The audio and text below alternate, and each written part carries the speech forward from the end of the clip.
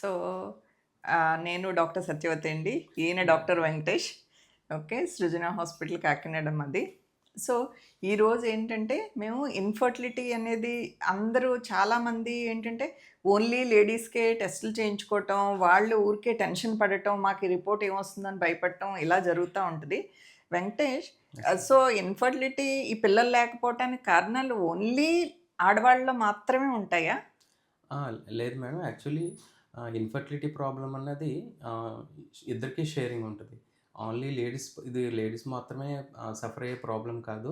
Gents కూడా 30, 40% దాంట్లో suffering problems కనిపిస్తా ఉంటాయి. అంటే మరి వాళ్ళు ఎందుకు టెస్టులు చేయించుకోవట్లేదు? యూజువల్‌గా కారణాలు ఎలాంటివి ఉంటాయి? అంటే ఎక్కువ ఫ్యామిలీ ప్రెషర్ వల్ల ఎక్కువ లేడీస్‌ని ఫోకస్ చేసి లేడీస్‌ని ప్రెషరైజ్ చేస్తారు. కానీ మెన్స్ అన్నది హిడెన్‌గా సైలెంట్‌గా ఉండిపోతారు. కానీ ఎక్కువ మంది ఏంటంటే జెంట్స్ టెస్ట్ చేసుకోవడానికి వాళ్ళు ఒక మిస్‌కాన్సెప్షన్ ఉంటది వాళ్ళకి. టెస్ట్ చేసుకుంటే వాళ్ళకి వాళ్ళ పురుషత్వం, పటుత్వం కోల్పోతారు అన్న భావన వాళ్ళకి ఉంటుందనమాట.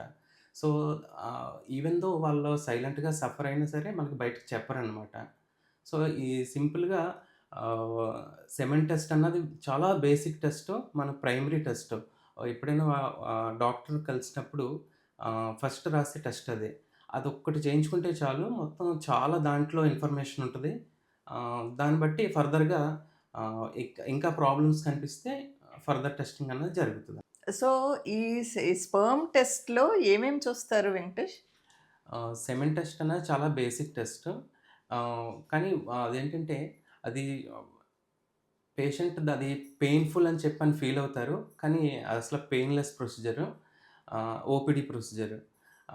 తద్వారా టెస్ట్ చేయించుకోవడం వల్ల వీర్య కణాల కౌంటింగ్ ఒకటి, యాక్టివ్‌గా కదిలే కణాలు, నార్మల్‌గా కనిపించే కణాలు మనకి యూజువల్‌గా తెలుస్తుంటాయి.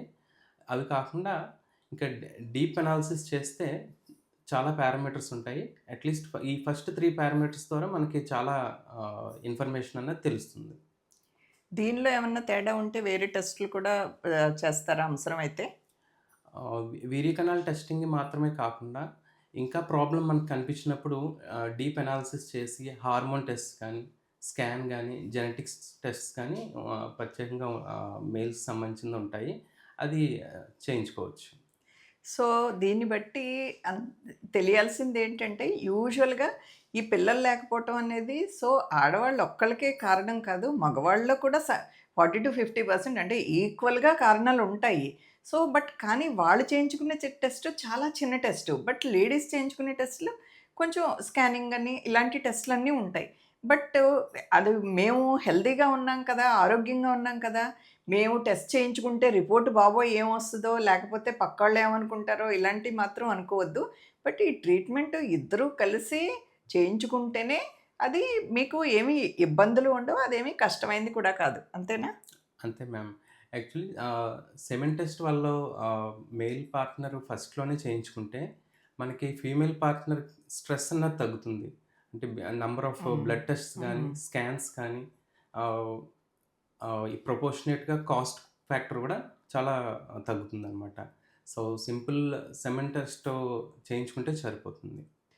సో, ఫైనల్‌గా ఏంటంటే, సో, పిల్లలు లేకపోవటం అనేది కారణం ఇద్దరూ టెస్ట్ చేయించుకుంటే ఎస్పెషల్లీ మగవాళ్ళ చిన్న టెస్టే కాబట్టి ఫస్ట్ వెంకటేష్ చెప్పినట్టు ఫస్టు ఆ స్పెర్మ్ టెస్ట్ చేయించుకొని అందులో ఏం ప్రాబ్లమ్ లేకపోతే అప్పుడు వైఫ్ సైడ్ నుంచి కానీ ఇద్దరూ ఒకళ్ళకొకళ్ళు సహకరించుకొని ట్రీట్మెంట్‌కి ముందుకెళ్తే గనక సో, టెన్షన్‌లేమీ లేకుండా సక్సెస్ రేట్ కూడా బెటర్‌గా ఉంటుంది.